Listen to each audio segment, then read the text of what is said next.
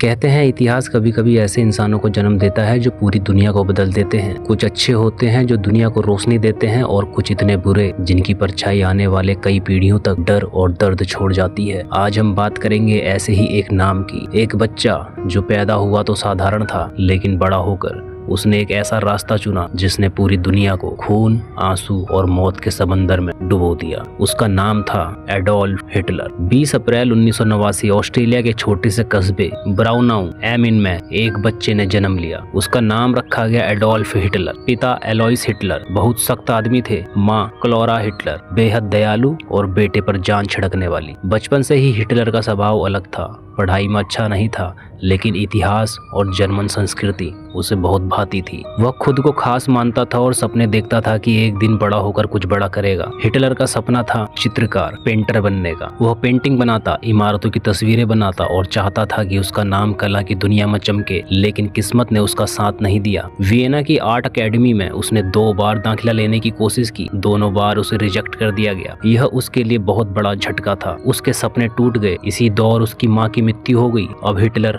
अकेला था, बिना नौकरी, बिना परिवार, बिना सहारे। वह वियना की गलियों में भटकता रहा। कभी मजदूरी करता, कभी पोस्टकार्ड बेचता, कभी भूखा सो जाता। यहीं पर उसने देखा कि यहूदी लोग व्यापारी, दुकानदार और बैंकर्स बनकर मजबूत हैं, जबकि उसके जैसे गरीब लोग संघर्ष कर रहे हैं। धीरे धीरे उसके मन में यह भावना बैठ गई कि मेरी बदहाली और जर्मनी समाज की बर्बादी की जड़ यहूदी ही हैं। यही सोच उसकी जिंदगी का जहर बन गई। 1914 पहला विश्व युद्ध छिड़ा। हिटलर ने इसे मौका समझा और जर्मनी सेना में भर्ती हो गया। 4 साल तक वह खाइयों में लड़ा। तोप, गोलियां, बारूद, रोज वो इनका सामना करता था और मौत हर पल सामने खड़ी रहती थी। लेकिन हिटलर बहादुर था। उसे आयरन क्रॉस जैसा वीरता पदक भी मिला, लेकिन जर्मनी हार गया। 1919 में वर्साई की संधि हुई। इस संधि ने जर्मनी को घुटनों पर ला दिया। उसकी सेना घटा दी गई। भारी भरकम जुर्माना भरना पड़ा। जमीनें छीन ली गई। लोग भूख और गरीबी में डूब गए। पूरे जर्मनी में गुस्सा और अपमान की आग जल रही थी और इस आग में हिटलर का दिल भी जल उठा।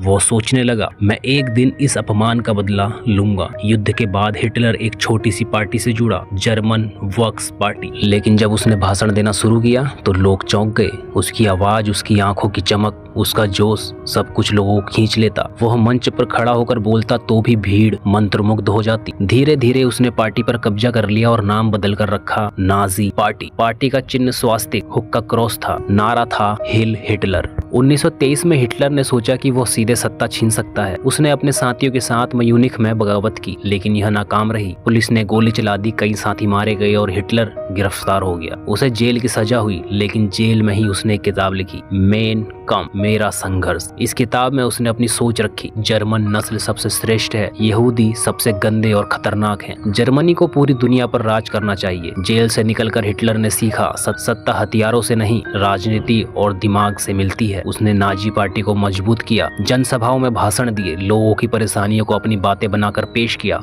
और फिर आया साल 1929। दुनिया भर में बेरोजगारी और गरीबी छा गई। जर्मनी पहले ही टूट चुका था, अब हालत और खराब हो गई।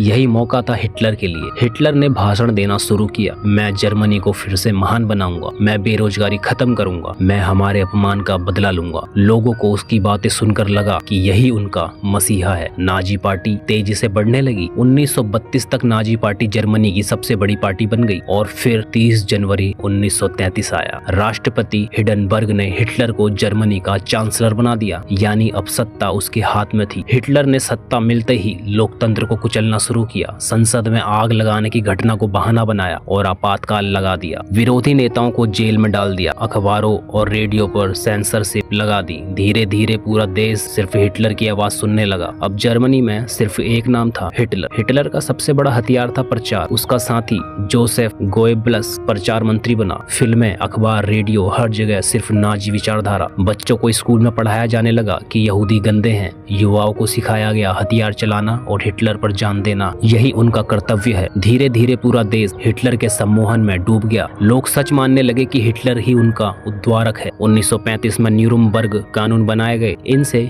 यहूदियों की नागरिकता छीन ली गई। उन्हें नौकरियों से निकाला गया, व्यापार छीन लिया गया। अब यहूदी समाज से अलग थलग कर दिए गए। हिटलर का लालच बढ़ने लगा। उसने जर्मनी की सेना फिर से खड़ी की, ऑस्ट्रेलिया को अपने देश में मिला लिया, चेकोस्लोवाकिया पर कब्जा किया। दुनिया चुप रही और फिर 1 सितंबर 1939 हिटलर ने पोलैंड पर हमला कर दिया और पूरी दुनिया आग में जल उठी, यानी शुरू हुआ दूसरा विश्व युद्ध। यहाँ तक सिर्फ हिटलर की यात्रा का पहला चरण है, एक असफल कलाकार से लेकर जर्मनी का तानाशाह बनने तक। लेकिन असली कहानी तो अब शुरू होती है। अब हम देखेंगे कि कैसे हिटलर ने अपनी महत्वाकांक्षा और नफरत से पूरी दुनिया को मौत के अंधेरे में धकेल दिया। द्वितीय विश्व युद्ध की क्रूरता, यहूदियों पर भयानक अत्याचार, हिटलर की हार और आत्महत्या, और आखिरी में इतिहास से मिलने वाले सबक। पहले विश्व युद्ध के बाद जर्मनी बेहद अपमान और कर्ज में डूबा हुआ था। वर्साई की संधि ने जर्मनी को तोड़कर रख दिया, सेना सीमित कर दी गई, भारी मुआवजा देना पड़ा और अर्थव्यवस्था ढह चुकी थी। यही माहौल हिटलर जैसे नेता के लिए जमीन तैयार कर रहा था।